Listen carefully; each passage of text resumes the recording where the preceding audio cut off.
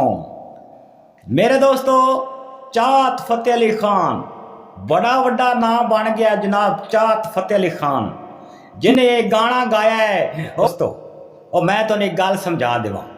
सब तो पहले तो मेरे दोस्तों ये गाना जड़ा आई ना मैडम नूर जहान दा जी साड़ी पाकिस्तानी सिंगर आई, उस एक फिल्म दे विच हिट होया गाना जिदे विच हीरोइन आई फरदौस, समझ आई जे ठग फिल्म दे विच गाना आई मेरे दोस्तों।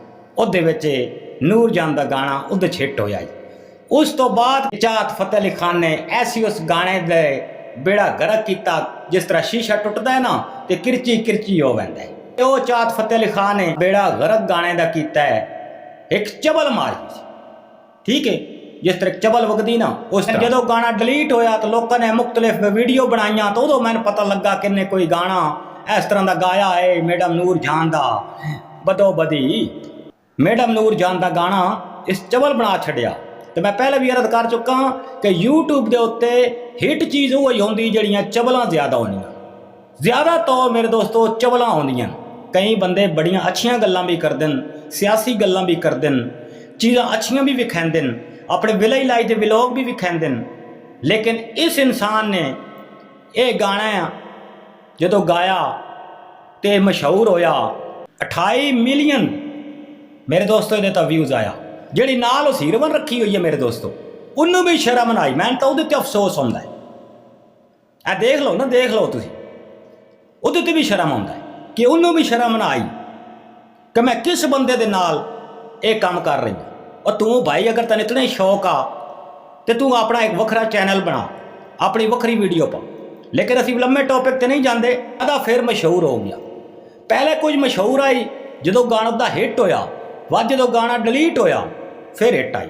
लेकिन मेरे दोस्तों गल करन दा ये सलाह, गल करन दा मतलब ये है मेरे दोस्तों, तो अफसोस भी बड़ा होंदा है इस दे उत्ते कि इतना गाना हिट गया, 28 मिलियन उहदे ते व्यूज़ आए तो गाना डिलीट होया, दुख भी लगता है। लेकिन कुछ जिहड़ियां गल्लां सामने आउंदियां पईयां वो गल्लां ये होंदियां कि जिहड़ी नाल कुड़ी है ना इनू इन्ने पैसे नहीं दिते तो इदी इनू बददुआ लगी। गल करन दा सिर्फ मेरे दोस्तों मतलब ये एक इनू लोकी बुलांदे नो जिस तरह पिंडां थावां ते मजाहिया जिहा इंसान होवे ना तो उन्होंने आदन यार बुला उन्होंने, जट उहदे कोल गप्पां शप्पां सुणदे आ, जट उहनूं बुलाने हासा मजाक करदे आ।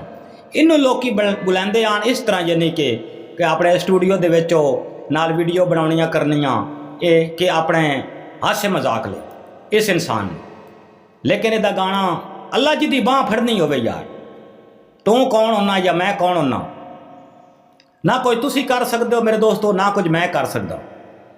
अल्लाह सब दे नाल होंदा है, तो जिन्हों चाहे अल्लाह मेरे दोस्तों तरक्की देवे, इज्जत देवे, जिल्लत देवे, ये रब दे हथ विच। छोटी जी वीडियो बनाइए, अगर तुहानूं वीडियो पसंद लगी होवे ये चाहत फतेह अली खान के हवाले नाल, अल्लाह सोने के हवाले, अपना ढेर सारा ख्याल रखिया है, दुआओं में याद रखिया है।